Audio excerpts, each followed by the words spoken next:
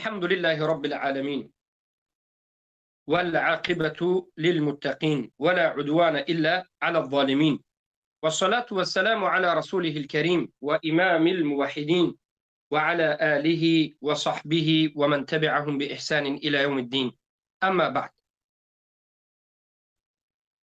السلام عليكم ورحمة الله وبركاته برادران وخواهران عزيز بارك الله فيكم بإذن الله سبحانه وتعالى این حلقه دهم از شناخت خوارج و کشف شبهات آنهاست. در این حلقه به شما یکی از فرقه های دیگری خوارج را باذن الله سبحانه و تعالی بیان میکنیم. ما در حلقه های گذشته به شما در دو حلقه گذشته فرقه محکمه را بیان کردیم و مانندی خوارج جدید به خوارج قدیم در این فرقه. بعد از فرقه محکمه دومین فرقه الازارقه پیروان نافع ابن ازرق بیان کردیم و اینچنین نجدت پیروان نجد ابن عبدالله را بیان کردیم. حالا باشد یکی از دیگر فرقه خوارج را که این یکی از فرقه های رئیسی، یکی از فرقه های بزرگ این خوارج است، الاباضیه را بیان میکنیم. چرا این فرقه را اباضی میگویند؟ چرا این فرقه نام اباضی را گرفت؟ چله که ازارقه به سبب پیروی کردنشان به نافع ابن ازرق ازارقه شد، غلط. نجدات به سبب پیروی نجدت ابن عبدالله نجدت نامیده شد. اباضیه نسبت داده می شود به عبدالله ابن اباض به سبب بودن موقفش همراه حکامی که مخالف بر او است. اما اساسی اولین کسی که همین فرقه اباضیه را پیدا کرده جابر ابن زید الازدی است. اما بعد از این عبدالله ابن اباض که خیلی مشهور می شود، این فرقه را نسبت می دهند به همین عبدالله ابن اباض.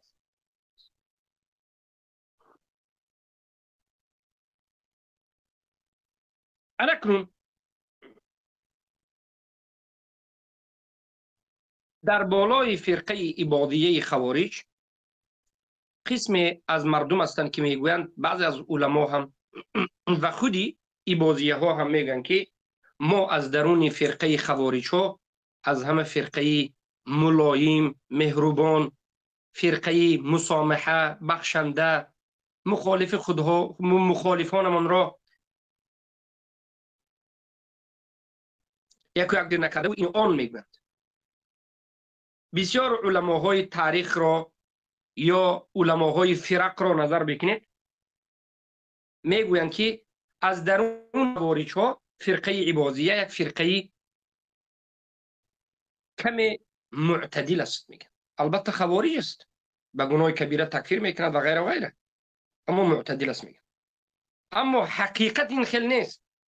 در بسیار کتاب ها همین میبینید که اباضیه ها خوارج ها را فرقه معتدل میگن، اما حقیقت این خیلی نیست.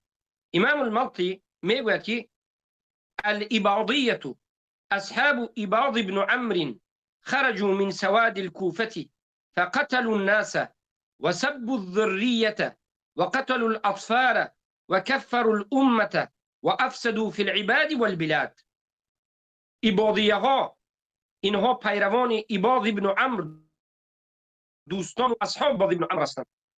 از کوفه بیرون شدند، مردم کشتند، زنها و کودکهای مسلمان ها را کنیز گرفتند، غلام گرفتند، کودک ها را، اطفال کشتند، امت بالکل تکفیر کردند و فساد بزرگ در بین بنده ها و عباد و بلاد انجام داد. التنبیه و الرد صفحه 168 نظر بکنید، درباره اباضیه ها هست. اباضیه ها هم یکی از فرقه های قدیمه ترین همین اباضیه ها است. دیبیسی میگوید که الفرقة السادسة من فرق الخوارج، فرقه ششم از فرقه های خوارج، الاباضیه، اباضیه ها می باشد. در دوامش میگه خوب دقت بکنید، یجب تکفیرهم، واجب است، فرض است که اباضیه ها تکفیر کرده شود، یعنی کافر گفته شود. تکفیر کردن اباضیه ها میگه واجب است، لانهم كفروا عليا رضي الله عنه وأكثر الصحابة رضي الله عنهم، زیرا که اینها تکفیر کردن علی را و اکثر صحابه را رضی الله عنه. رسالة الدبیسی صفحه 27 نظر بکید، درباره اباضیه ها وجود دارد. پس قسم از علما ازارقه را تکفیر کردند، واجب است گفتن تکفیرش. قسم از علما نجدات غلو کرده ها را تکفیر کردند و حالا ببینید اباضیه ها را هم تکفیر کردند. برای چی؟ برای او حلال کردند حرام های الله را. الله سبحانه و تعالی خون و مال مسلمان ها را حرام کرد، خوارج ها آمدند و خون و مال مسلمان ها را حلال کردند،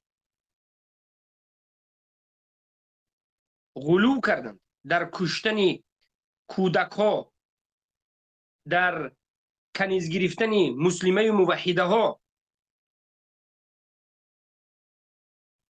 و در دین الله حلال و حرام کرد. خیلی بارک الله فیکم عقیده نجدات را در حلقه گذشته بیان کردیم. اولین کسایی که مردم را به باطن حکم کردن را شروع کرد، پیروان نجدات. امیرشان که این را قبول نکرد، گفت که حکم به ظاهر است، امیرشان کشتند. گفتند که نه، این مردمی که ظاهرا خودش را مسلمان میگه اینو دروغ میگه، این کل مالش حلال است. امین است این فرقه بازی.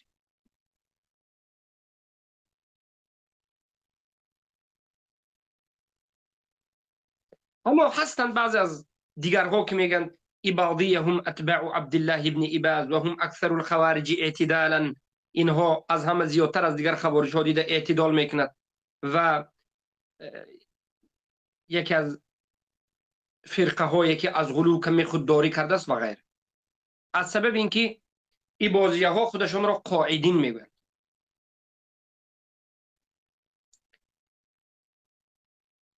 از سبب اینکه اباضیه ها هم مرحله های یک چند مرحله ها را سپری کرده است و اباضیه ها هم فرقه های گوناگون دارد. در بین اباضیه ها فرقه های غلات هست که به اجماع امت کافر است و این اباضیه ها در اول اباضیه ها هم مسلمان کش، موحد کش، زن مسلمان را کنیز گیرنده، کودک های مسلمان ها را کنیز گرفته می کشتند و غیره. اما به مرور زمان وقتی که مسلمان ها خوارج ها را در هر یک دور زمان می کوفتند، می کشتند، نابودشان می کردند، انا همین اباضیه ها قسم خودشان را گفتند که ما قاعدین هستیم. قاعدین یعنی کسانی که خروج نمی کند، خودشان را قاعدین گفتند. و قسم زیاد دیگر اباضیه ها قاعدین نیست. یعنی قاعد معناش همین است که ما خروج نمیکنیم، با دیگرها جنگ نمیکنیم، معناش همین است. اما این همه اباضی نه، یک قسم اباضی. بارک الله فیک. از همون خوارج های قدیم،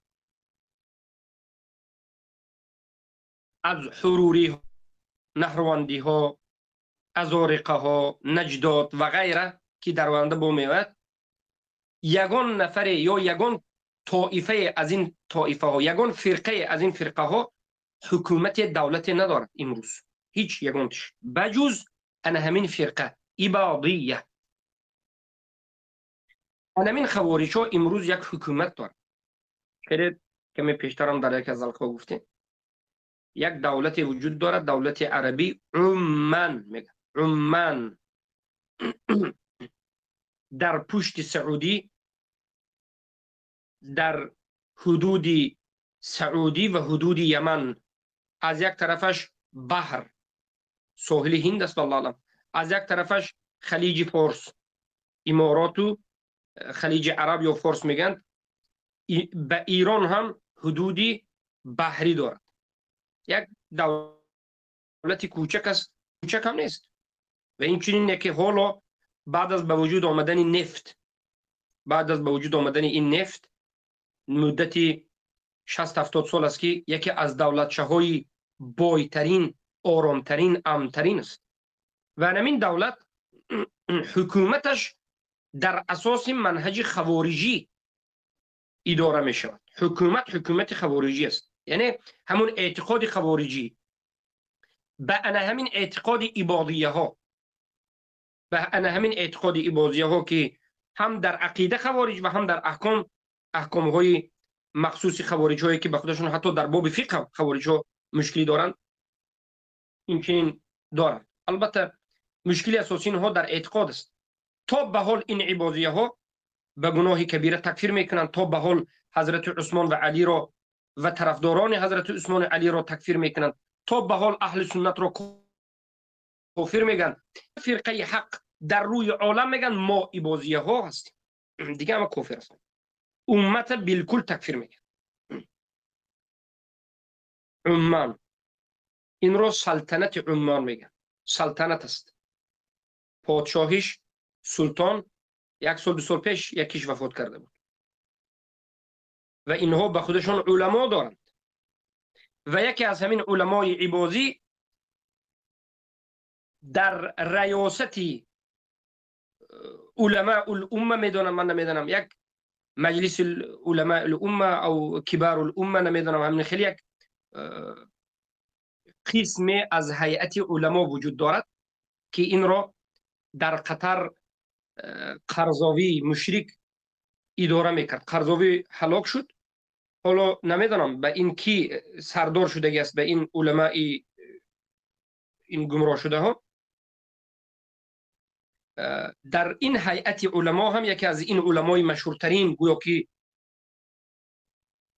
یکی از بهترینشون به گفته حسن الددو، انا همین خوارج عباضی است. ببینید قرضاوی اهل سنت خوارج گویا مرده رفت. حسن الددو قرضاوی بدیده کمی معتدل تر است، البته از سبب اینکه در سعودی تعلیم گرفته گسی نسان است، یکی بالاخره باز همون طرفدار اشاعره، باز اهل کلام و غیره، لیکن بعضی از اعتقادات اهل سنت رو غلو میگه. اعتقاد سلف صالح رو این در همین هیئت بوده، بسیارش اعتقاد سلف صالح رو غلو میگه. اما خوارج واقعی، خوارج حقیقی، خوارجی که امت بالکل تکفیر میکند، اینها میروند پیشونیش بوسه میکنند، شما بهترین آدمید، میگن مرحمت در یوتیوب زنید ببینید تو کی خوب کی شما را این خوبسا فریب میدید. اهل سنت خوارج میگن، خوارج حقیقت بهترین میگن، شما بهترین میگن. برای چی؟ برای اینکه اهل سنت یک حکومت، یک پشتیبان، یک سیاسی ندارد. علمای اهل سنت را حکومت سعودی خائن همش زندان کرده است، جهمی ها را بیرون میگذارد، یا همون علمایی که ساکت بیستند، خاموش بیستند. علمایی که علمای اهل سنت هستند در زندان است. علمای اهل سنت پشتیبان ندارد، طالب علمان اهل سنت در جماعت پشتیبان ندارد، رافضه به خودش حکومت دارد، صوفی به خودش حکومت دارد. از نظر صوفی دولتی، همه دولت هایی که امروز در بالایش این طاغوت است، همش دولت اسلامی است. از نظر صوفی همه دولت های آسیای مرکزی، کاوکاز و غیر و غیر، اینو صوفی ها در عیش و رافضه حکومت دارد. انا خوارج هم حکومت دارد، عباضیه ها حکومت دارد، اقتصادش هم خوب است به سبب نفت. اما همه یک دسته، یهود، نصارا، دیگر همه کفار، مشرکین و مجوس، خوارج، صوفی، قبوری، رافضه، حزبی ها، این خوبسا همه یک جایه نمیگذارند و نمیخواهند که اهل سنت و جماعت یک منطقه آزاد به حکم الله رسول حکم کند و یک حکومت اسلامی داشته باشد و مردم اهل سنت آزاد زندگی بکنند. برای چی؟ برای اینکه اینها از همین عقیده اهل سنت میترسند. برای همین حالا حکومت یک طرف است. حالا حکومت یک طرف است. طالب علم، علمای ما همه یا سکوت یا ترمه یا قتل. طالب علم به یک عذاب زندگی میکنه. به سرشون اینقدر فتنه میگذارد. تمام عالم داد و فریاد میکنه به سبب یک طالب علم اهل سنت. برای چی؟ برای اینکه عقیده به خاطر لا اله الا الله، به خاطر اینکه میدانند که اگر لا اله الا الله ظاهر شود، زنده شود، پیش لا اله الا الله گرفته هیچ کسی نمیتواند. کرونا ویروس گرفت، پیشش گویا که داشت، اما پیش لا اله الا الله هیچ کسی گرفته نمیتواند. برای همین اینها چخیلی که نو نهاله همین نو سرش برداشتگین در قیچی میکنید، نابودش میکنید، اهل سنت نمیخیل نابود میکنید. فهمیدید؟ بارک الله فیکم. مقصد چی است از این صحبت های من؟ مقصد این است که این مردمی که خوارج ما بد میبینیم، ضد خوارج میگوید، خودشان رفته حتی پیشانی خوارج بوسه کرده، علمای خوارج آورده، بعد از سردار علما شما شوید گفته. انا من خیلی حالت هم است. بهترین امت گفته بود علمای خوارج رو. مقصد این که اینها خوارج گفتنشون هم دروغ است. مبارزه ضد خوارج میبریم گفتنشون هم دروغ است. اینا خودشون خوارجن، این خوب است. فقط مردم را از اهل سنت و جماعت به نام خوارج میگذارند. خب این بازیه ها را علما گفتند که واجب است که این عبازیه های غلات تکفیر کنید. برای چی؟ برای اینکه امروزه عبازیه ها همیش در باب اسما و صفات جهمی خالص است. عقیده از نظر تکفیر خوارجی همه امت تکفیر میکرد. علی رضی الله عنه، معاویه، حتی عثمان رضی الله عنه تکفیر میکرد. اما از نظر اسما و صفات اینها جهمی خالص. از هر دو جانب اینها کافرند. خوارج ها را هیچ کس رد نمیزند. بین خوارج ها هیچ کس کار ندارد. بجز انا همین خوارج های عبادی، دیگر یگان خوارج به خودش نه حکومت دارد، نه کتاب دارد، نه علما دارد. امروز انا همین خوارج ها به خودش حکومت دارد، عبادی ها یونیورسیته ها دارد، کتاب ها دارد و سیاست و مبلغ دارد و عقیدش آزاد منتشر میکند. البته اینا برای منتشر کردن عقیدش حرکت هم نمیکند، لیکن در همه منطقهش امروز دانشگاه ها هست بسیار، مثلا حتی سرزمین آزادتر است نسبت به دیگر جاها. خوارج ها میگد که مثلا اهل سنت اگر شما در دیگر جای زندگی ندارد بیاید میگد اینجا. این خیلی گپ هم هست. اینه میفهماند که مرحبا ما ببینید ما خوارج یا گویا نیستیم. گفت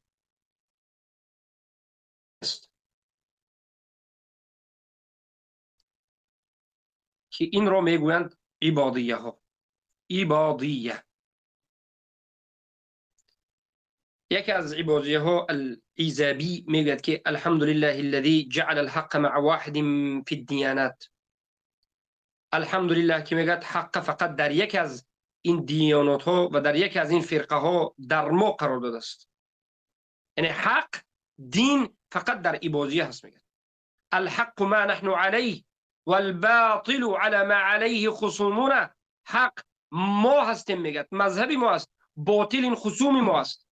هر کسی که ما را قبول نکرده اون است باطل. میگه لان الحق عند الله واحد، زیرا که حق در نزد الله یک است. بله حق در نزد الله یک است و ما اهل سنت میگیم که حق ما است. و اونها میگه که هر یک کل حزب بما لديهم فرحون. هر یک حزب، هر یک فرقه اون چیزی که در نزد خودش است انا همون به خرسند است. اما حق بودن و نبودن در اساس قرآن و سنت فهم سلفی محمیده میشه.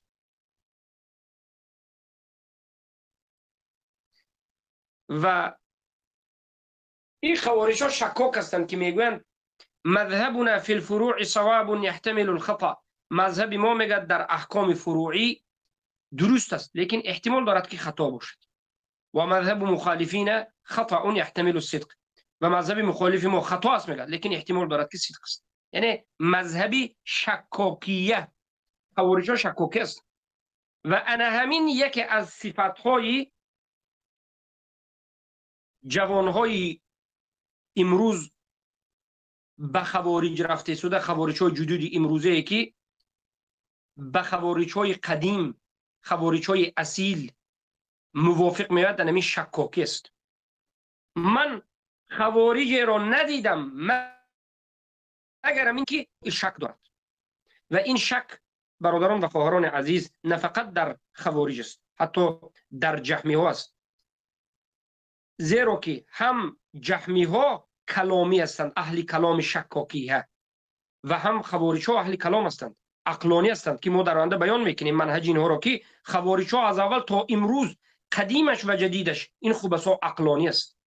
قرآن و سنت فقط به عقل خودش گرفتن میخواد، عقل از قرآن و سنت پیش میداند.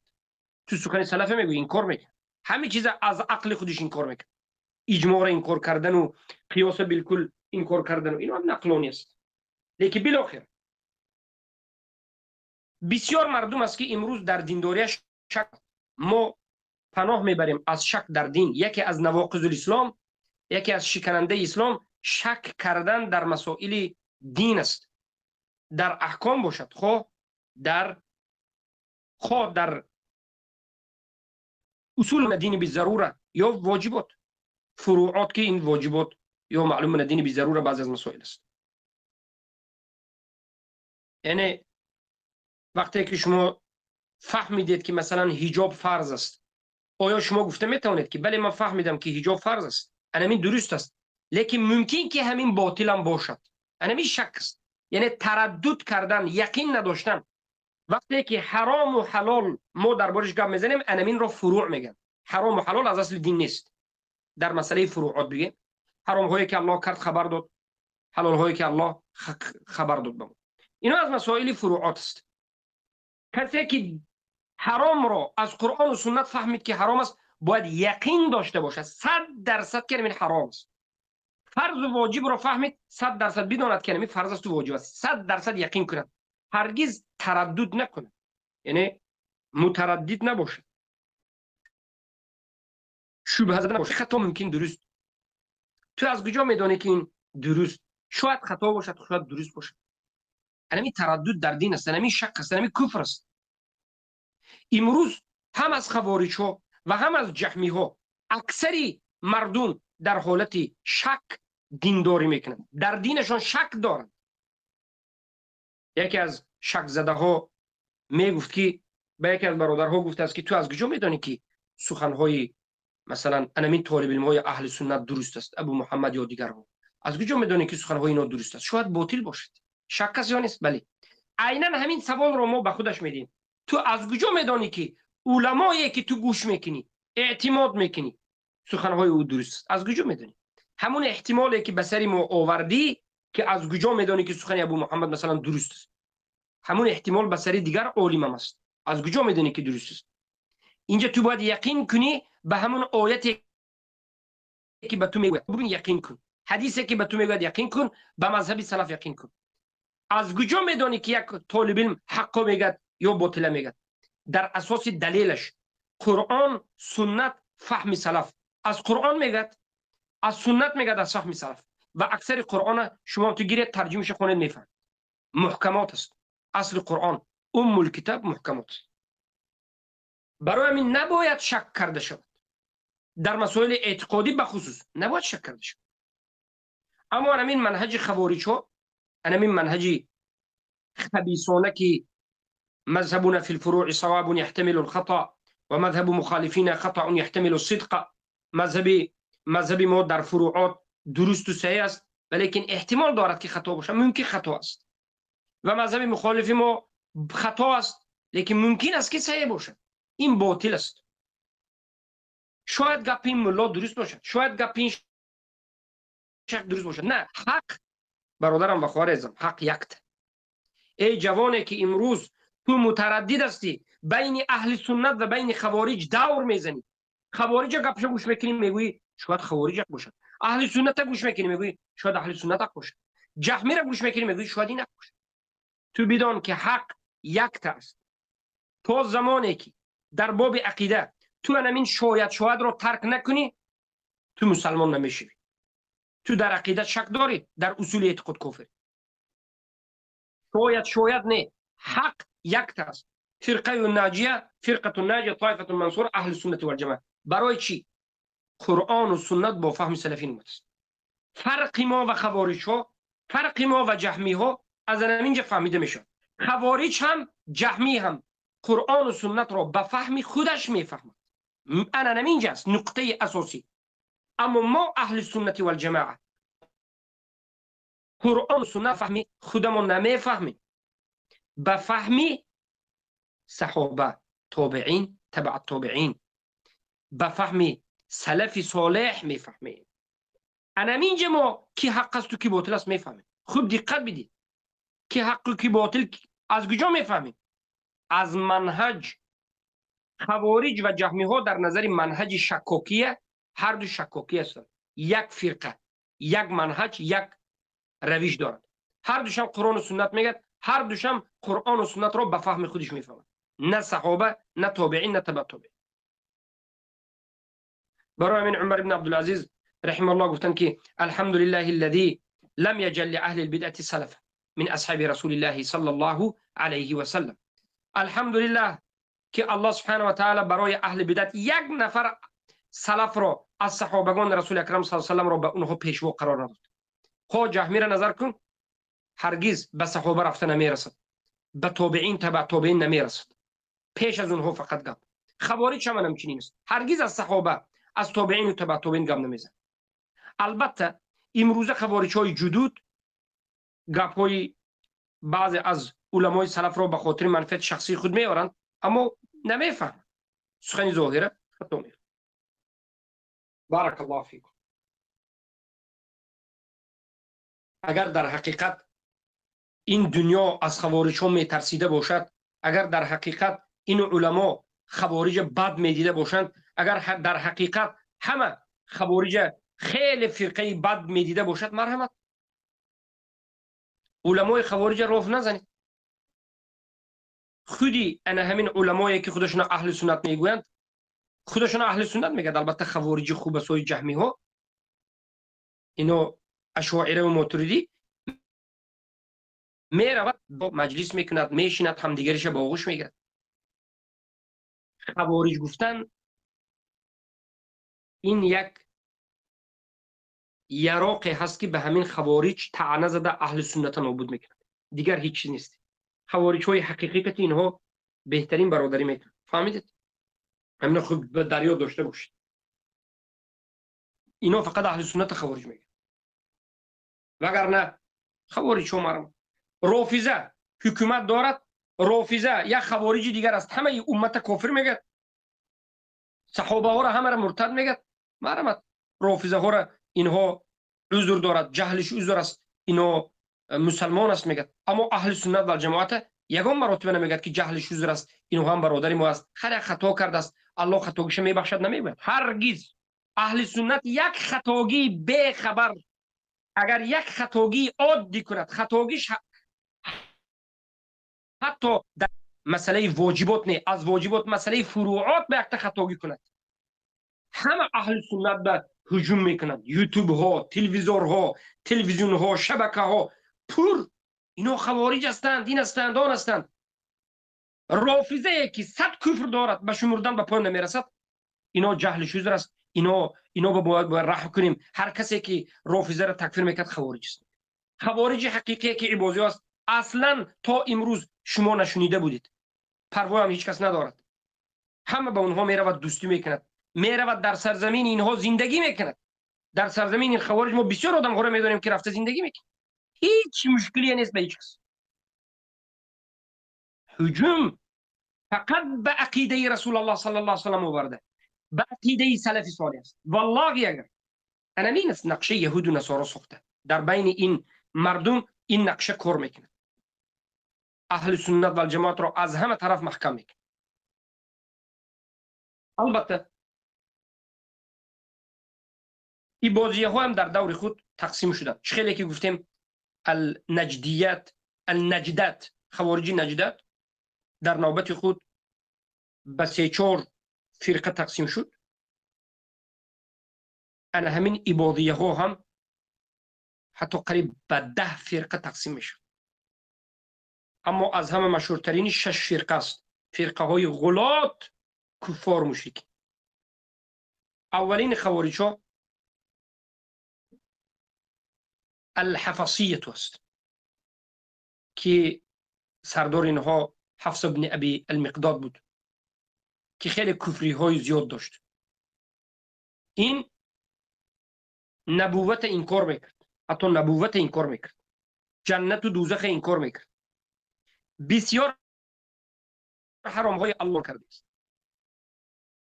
علماء الفرق میگویند که خیلی که نظر کنید، مثلا اشعری در کتاب مقالات الاسلامیه مجله 1 صفحه 183 الفرق بین الفرق البغدادي البغدادي صفحه 104 الملل والنحل الشهرستاني مجله 1 صفحه 135 الفصل ابن حزم مجله 4 صفحه 191 میگویند که اولین فرقه از اباضیه ها، اولین فرقه که از اباضیه ها است، همین فرقه است از اباضیه ها جدا شده خوارج ها.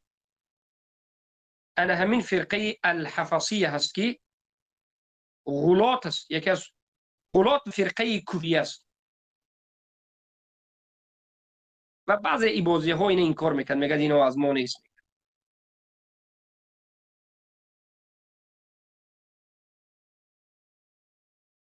بارك الله فيكم.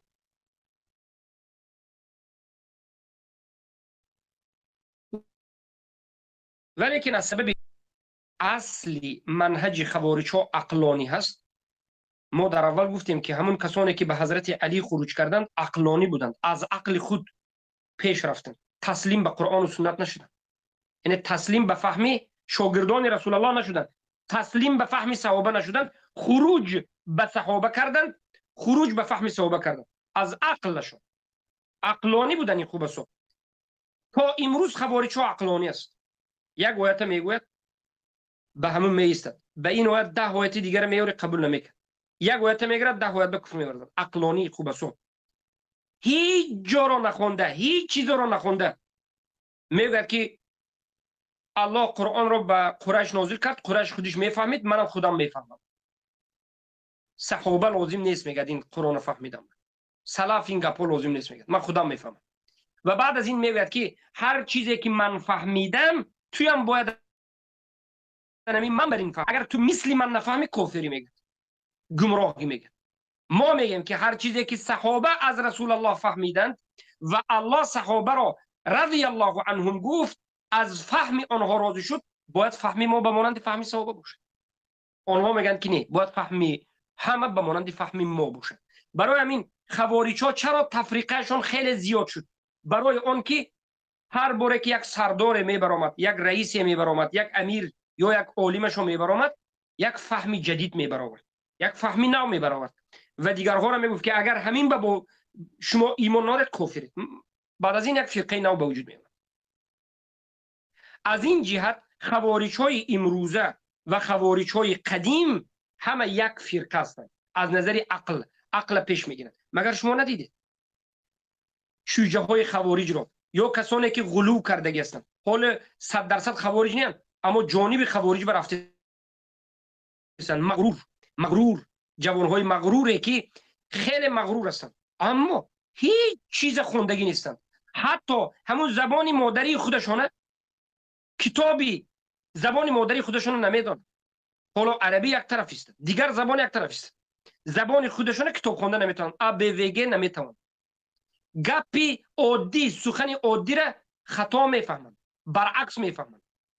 انمینها میخواهد که به طالب علمان اهل سنت گویا که مناظره کند و تو کافر شدی، تو در فلان جا فلان گپ گفتی. ببینید شما توبه میکنید برای فتنه نشدن، میگد که نه تو توبه را گشته با توبه کن. چه خیلی که ما دیروز گفتیم نجدات، فرقه نجدات رئیسشون نجد بن عبدالله آمده میگد که ما به تو خروج کردیم، ها گفته که تو فلان خطاگی کردی، اگر توبه نکنی ما خروج میکنیم. این آدم هم به نجد ابن عبدالله توبه کرد از فلان گپ که خروج نکنند فتنه نشود. به نظر بعد از این خوارج‌ها گفتند که تو گفتند کفر کردی. برای چی؟ برای که امیر نباید توبه کند. تو نباید به سخن ما اطاعت کرده توبه میکردی. انکنون گفتند توبه کن از توبه کردت. تو توبه کن که توبه کردی. اگر توبه نکنی از توبهت خروج میکنی. اینو دیوانه میکنند از انسان. اینو ببینید این خوارج‌های قدیم عیناً همین خوارج‌ها امروز هم هستند.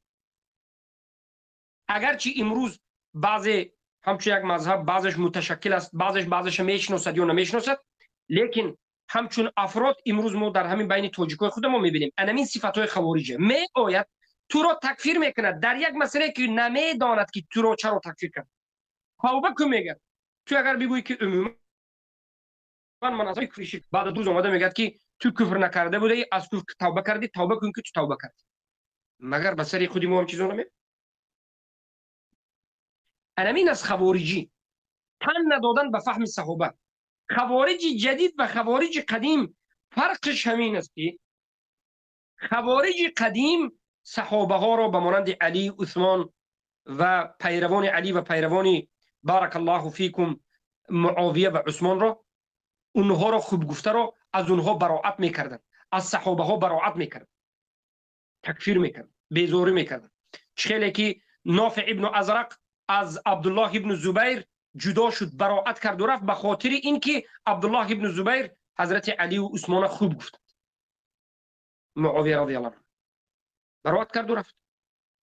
امروزه خوارج‌ها تا حال ما ندیدیم از صحابه ها براءت کردنش را، از عثمان و از علی رضی الله عنه و از معاویه، زیرا که این جاهل ها حالا به اون قصه رفته نرسیده است.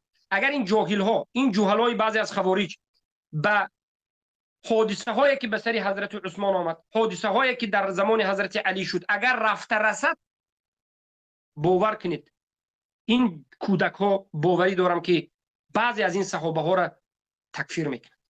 همون حادثه که در زمان حضرت علی شد، جنگ هایی که شد، بعضی حادثه هایی که شد، بعضی آدم ها این قصه را میفهمد، جاهل ها رافضه میشد، بعضی آدم ها این قصه را خوانده خوارج میشد. در بین اهل سنت و جماعت ثابت نیست. سهراب عادلیان هم به این قصه حضرت عثمان رضی الله عنه در آمد. حضرت عثمان بعد دیده، بعد گویا که واقعا عیب کرده هستن، گفته شیعه شده برام، خوارج صفت شده برام. در حقیقت بارک الله فیکم این مسئله نازک است. هر کس در اومده برآمده نمیتواند، خوب برآمده نمیتواند. به این مسئله ندارید. بهترش این ندارید. این علم نیست. به این فتنه ها در اومدن علم نیست، ندارید. این کودک های خوارج نو پیدا شده حالا ندار اومدن، در آیند کافر گفته میبرند. اما تا به حال چخیلی که ما گفتیم این خوارج ها صحابه ها را تکفیر نکردن. خوارج امروزه، خوارج قدیم تکفیر میکردن. خوارج امروزه را تکفیر نکرد، ولی خوارج قدیم هم فهم صحابه را زیر پا میکردند و خوارج جدید صحابه را زیر پا میکردند. فهمیدید؟ اجماع را چرا خوارج ها بد میبینند؟ اجماع چی است؟ ما البته در این مسئله در آینده ذکر میکنیم خوارج ها اجماع را چرا رد میکرد. ما این مسئله به حلقه نو، یک حلقه بگیم خاص میکنیم در باب اجماع. اما حالا مختصرا میگیم برای آن که اجماع انمون همه صحابه در بالای یک آیت یک فهم کردن. خوارج های قدیم هم خوارج های جدید هم اجماع را انکار میکرد و انکار اجماع اولینش از همین عباضیه ها سر شده است.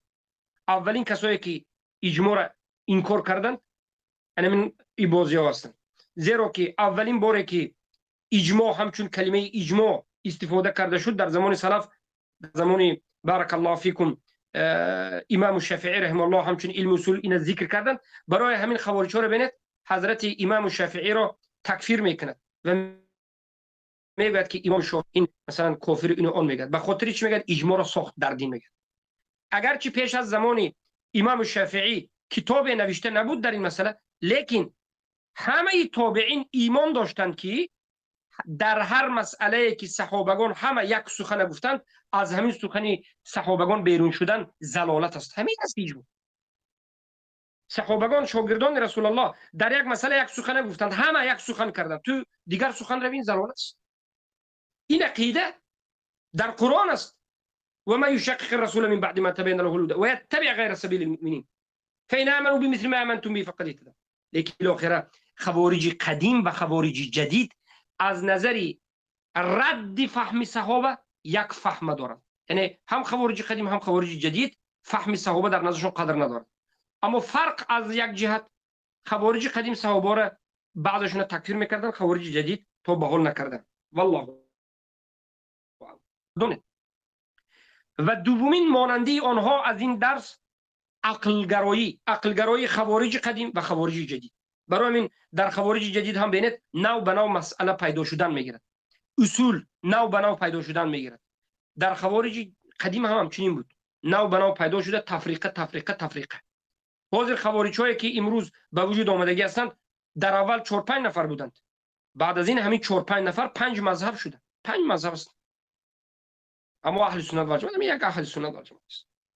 فرقه دومی خوارج ها از ایباضیه ها، یعنی فرقه دومی ایباضیه، مولا فرقه هایی که از ایباضیه جدا شد گفته شدیم، این یزیدی است. نسبت به امامشون یزید ابن انیس که به همون نسبت داده، این رو چی میگن؟ میگن این هم اقوال کفری دارد. میگن که غیر از محمد صلی الله علیه و سلم با دیگر پیامبر میگن.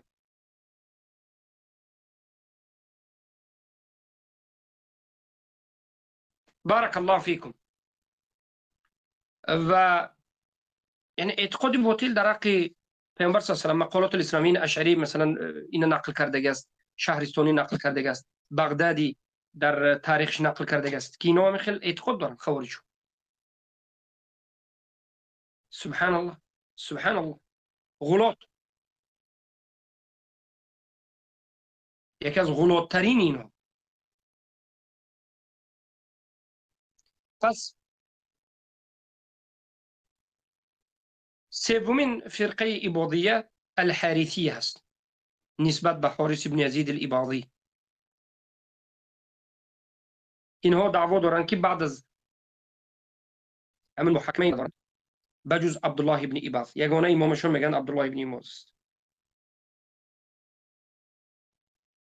بارک الله فیکم. اینو هم یک از غلاتی اباضیه ها. چهارمین فرقه اینها خودشون طاعت لا یراد به الله، اصحاب طاعت لا یراد به الله میگن. اینها همچنین عقیده دارد که میگن یک شخص در بعضی حالت یک عملی را میکند که یک کاری را انجام میدهد که از امرهای الله دون قصد الله، بدون اراده الله. یعنی انسان عمل میکند خارج از اراده الله. انا همچنین عقیده های خیلی باطل.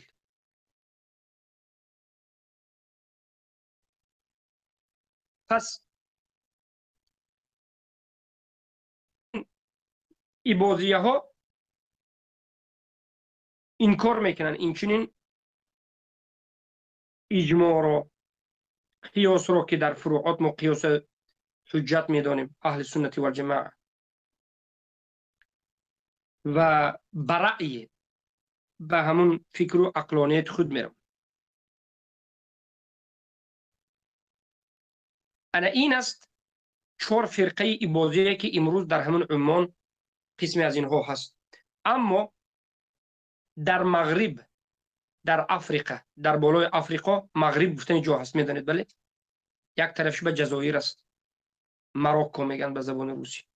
در انا همون جا هم فرقه اباضیه خیلی منتشر شده و در زمان قدیم پیش دولت هم یک چند مراتب حکومت هم ساخته است و تا امروز این عقیده های خوارجی اباضیه منتشر است. و 6 مشهورترین در انا همون مغرب این النکارو که این را حتی این چنین نام دیگر هم دارد، النکاثه، النجویه و الشغبیه. سال 171 هجری به وجود آمده است به سرداری قدامت ابن یزید فوندینی که از ایبازی ها جدا شده انمین چنین پیدا میکنه. بارک الله فیکم. و اینها هم عقیده های خاص خود دارند و اینها هم یکی از انمون گمراه شده ها غلو کرده ها است. علما زیاد اینها را همین فرقایی که گفته استم علما اینها را تکفیر می. قالت المشايخ بالتكفير النكارة فرقة الملحدة في الأسماء وأولهم عبد الله. فرقه ملحده گفتن اینو تکفیر کرده میشه. ملحد در اسماء و صفات است. بسیار شریعت بسیار جوش این کار میکرد. سبحان الله. و فرقه نفاثیه که از همه مهمترین عقیده اینها خطبه روز جمعه این کردن. گفتن روز جمعه خطبه که در نماز جمعه است گفتن بدعت است. و این چنین در مسئله میراث، در مسئله جمع کردن بعض زکات سنت هایی که بود و مسئله که در مسئله میراث که هست همیشه این کار کردن. سبحان الله. فرقه دیگر سومین در افریقا مغرب الخلفی است. فرقه چهارمیش الحسینیه است. حسینیه این نسبت به حسین ابن علی نیست بلکه به یکی از سردارشان که احمد ابن الحسینی الطرابلسی است. فرقه پنجمین شکی است. عقیده اینها همین است که ما فقط قرآن را میگیریم، سنت انکار میکنیم. میگن که ما سنت انکار میکنیم، اجماع را انکار میکنیم و قیاس هم انکار میکنیم. فقط از قرآن میفهمیم. قرآن برای ما کافی است. قرآن میگن برای ما کافی است. انا همین قرآن سبب هدایت مردم شد. پیامبر فقط قرآن کتی دعوت میکردن بس است. میگن سنت گفتن، اجماع گفتن، قیاس گفتن این ضلالت است، گمراه است. البته تکفیر میکنن. هر کسی که انا همین عقیده ها رو میگیرد تکفیر میکنن. پس اینها امروزه خوارج هایی که هستند اجماع را انکار میکنن، قیاس انکار میکنن، اجماع گوینده قیاس گوینده را تکفیر میکنن و سنت رسول الله صلی الله علیه و سلم رد نمیکنند ولیکن در بالایش خیانت میکنند. به مانند ابو محمد الکردی الخبیث در باب سند احادیث دروغ میگه. سند فقط دروغ میگه. ضعیف است، این است دروغ میگه. یک. ثانیا در معنای حدیث تحریف میکنه. دیده و دانسته حدیث عوض میکنه. اگرچه اینها روی راست سنت انکار نمیکنن، ما سنت انکار میکنیم نمیگن، اما در عمل میبینی که در نزد اینها سنت قدر قیمتی نداره. قرآن کافی است میگه. قرآن کافی است. این است عقیده ایبازیه های غلات امروزه. و البته این عقیده را ایبازیه های شما فکر میکنید یک کشوری که عقیده خوارجی دارد، میلیاردها مبلغ دارد، اینا منتشر نمیکرد این عقیده میکند. و البته منتشر شدن این عقیده برای رافضه ها هم خوب است، برای نابود کردن اهل سنت. برای همین میبینید که اکثر خوارج ها در دامن رافضه ها هستند. خوارج ها رافضه هستند. حتی موادهای خوارج را، مذهب خوارج را رافضه ها منتشر میکنند، مینویسند، میسازند و مینویسند و منتشر میکنند. من 20 سال پیش دیده بودم که رافضه های تاجیک کتاب تکفیر ابو حنیفه کافر گفته کتاب بنویسند. محمد ابن عبدالوهاب کافر گفته کتاب بنویسند. اما نه از نظری رافضه، نه از نظری شیعه. یعنی ابو حنیفه را تکفیر میکرد شیعه ها، نه از نظری سخنهای شیعه، از نظری سخنهای خودی اهل سنت آورده مردم یعنی آمیخته میکرد. هر کسی که ابو حنیفه را کافر نگفت کافر است گفته میانداخت. این کتاب ها را 20 سال پیش اولین پیدایشش رافضه ها بودند و بعد از این محمد ابن عبدالوهاب ابن تیمیه را اولین کسایی که این خیلی مشکلی دارد کافر است اینان گفته از خود سخنهای اهل سنت پیدا کرده است. رافضه ها را ما دیده بودیم. حتی به خط کریلی ترجمه میکرد، میگردونید از فارسی برای چی؟ برای اینکه در بین مسلمان های اهل سنت، در بین مردم عامه، انا همین عقیده خوارجی منتشر شود، اهل سنت یا مردم عامه از علمای خود دست کشند، علمای خود را به مانند شیخ الاسلام محمد بن عبدالوهاب، شیخ الاسلام ابن تیمیه یا که دیگر از علمای این امت را تکفیر کنند و تفریقه و ضد در بینشان به وجود آید. وقتی که تفریقه به وجود آمد، رافضه بعد از این می آید، یکی از این دو جماعت را کمک میکند، یاردم میکند، یراق میدهد و میخزد این به میکشد. تمام. رافضه به همین واسطه داخل میشد. فافترق ثم تحکم. تفریقه انداز و بعد از این حکومت کن. منهج خبیثانه رافضه است که از یک جانب خوارج‌ها رو انا همچنین منتشر میکنه. ببینید اجماع را، قیاس را، سنت را ایبازیه ها رد کرده است. اولین شده. و امروز خوارج های جدید هم داریم که اجماع گویی آیت قرآن میگه گیجاش به اجماع هست. میگه فهم سلف صالح در نزد اینها هیچ چیزی نیست، همه گمراه است، همه کافر است والعیاذ بالله. انا امروز خوارج الجدود همین خیلی نیست. شجاعکا حالا کلمه لا اله الا الله گفته نمیتواند، حالا لا اله الا الله آرام گفته نمیتواند. کذاب از یک طرف، فروخته از طرف دیگر، دین ندارد، مشغولیتش فقط همین تکفیر کردن امت. اجماع کسی که بگوید کافر است، قیاس بگوید کافر است. فهمیدید؟ احتیاط باشید، برای من احتیاط باشید، دین از دست میدید. اولین کسایی که این جهالت و کفریات رو کردن همین خوارجا. برای همین بعضی از علمایی که میگن که خوارج امروزه تماما دیگر خوارج است و به خوارج قدیم اصلا نزدیکی ندارد، این چنین نیست، بلکه بسیار صفت‌های خوارج امروزه همون خوارج قدیم است و به خصوص به اباضیه ها راست میاد در انکار اجماع و تکفیری گویندگان اجماع در رأی. یک سلف صالح بیارید که اجماع را انکار کرده و رد کرده باشد، بجز انا همین ایبازیه ها هیچ کس آورده نمیتونه، یا رافضه یا ایبازیه. حتی اشعری ماتریدی هم در این مسئله عقیده اجماع را اعتقاد درست دارد در باب قبول اجماع. و این فرقه ایبازیه ها از سکاکیه یا یک چند نفر دیگریش نماز جماعت از آن ندا کردن بدعت میگه. حتی بعضی از این خوارج ها وقتی که از آن ندا کرده می شود صدای خر میگه، هنگاسی خر میگه والعیاذ بالله، برای اون که دلیل نیست. میگه که دلیل نیست، حدیث ها سندش معلوم نیست، از خواب دیده کدام است اینها است، از اون انکار میکنه.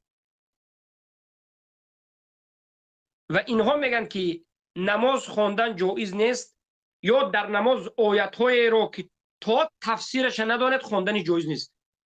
یعنی یک آدم جاهل سوره فاتحه را تفسیرش نمیداند یا به یک سوره که قرآن میکرد نمیداند، پس نمازش درست نیست. میگه نماز نخواند، میگه اول تفسیر آیات ها را فهمد بعد خواند. این البته بدعت است، ضلالت است. و فرقه دیگر است فرثیه که اینها میگن که